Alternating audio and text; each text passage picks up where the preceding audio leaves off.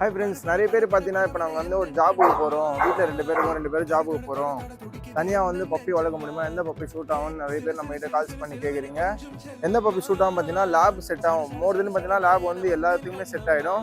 நீங்கள் ஒன்ஸ் விட்டு ஃபுட்டு எல்லாமே அவங்களுக்கு தேவையான வெஸ்ட்டு போயிட்டிங்கன்னா ப்ராப்பராக அவங்களே இருந்துப்பாங்க, சவுண்டு போட மாட்டாங்க. அப்புறம் பார்த்தீங்கன்னா சிட்ஜு பப்பியும் செட் ஆகும், அதுவும் நம்மக்கிட்ட கிடைக்கும். லேப்டர்ஸுக்கும் பார்த்தீங்கன்னா நீங்கள் தனியாக வெளியே கூட்டு போயிட்டு ட்ரைனிங் பண்ணணும் அவசியமே இல்லை.